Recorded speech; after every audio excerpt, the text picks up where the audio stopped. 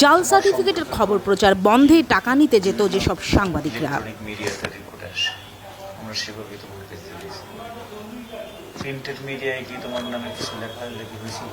জি sir, printed মিডিয়াতে আমার সম্পর্কে মাছরাঙ্গা টেলিভিশন থেকে শুরু করে ডিবিসি চ্যানেল। Electronic media. জি স্যার। আর খবরের কাগজে? স্যার খবরের কাগজে আমার বিরুদ্ধে তেমন লেখা হয়নি স্যার, খুব ছোট ছোট কিছু পত্রিকায় আমার বিরুদ্ধে লেখা এসেছিল। কিছু তো মানুষ আছে পয়সা নেই, তোমার কাছে নাম কে নিছে? স্যার এরকম যারা নিয়েছে তাদের মধ্যে রুবেল হাসমত ছোট পর্যায়ের, এবং বড় পর্যায়ের মধ্যে সুমন, কালের কণ্ঠ, সাব্বির নওয়াজ, সমকাল, নিজামুদ্দিন, ইত্তেফাকের, এরপরে আবু জাফর সূর্য, এরা নিয়েছে স্যার প্রিন্টেড মিডিয়ার ক্ষেত্রে।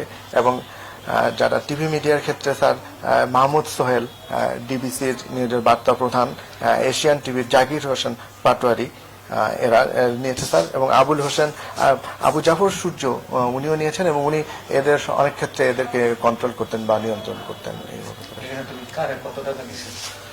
স্যার আমি সাব্বির নওয়াজ সমকাল উনাকে 5 লক্ষ টাকা দিয়েছি, সুমন কালের কণ্ঠ 8 লক্ষ টাকা, নিজামুদ্দিন ইত্তেফাক ওনাকে 6 লক্ষ টাকা, মাহমুদ সোহেলকে 4.5 লক্ষ টাকা, ডিবিসি 50,000 টাকার মতো, এশিয়ান টিভিকে স্যার 2 লক্ষ টাকা জাকির হোসেন পাটোয়ারি, আবু জাফর সূর্য ওনাকে 10 লক্ষাধিক টাকা আমি স্যার দিয়েছি।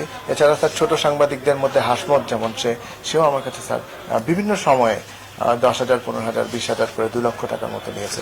রুবেলও স্যার আমাকে বিভিন্ন সময় ক্যামেরা কেনা বা বিভিন্ন পত্রিকায় বিজ্ঞাপন দেওয়ার কথা বলেছে। স্যার এরা আমার কাছে পত্রিকা একটা নিয়ে এসে দেখাতো এবং বলতো যে এটা হলো আমাদের পত্রিকা, আপনার বিরুদ্ধে আমাদের এই যে অভিযোগ আছে, আমার সম্পর্কে বিভিন্ন তথ্যাদি তারা স্যার কালেক্ট করতো বিভিন্ন ভাবে।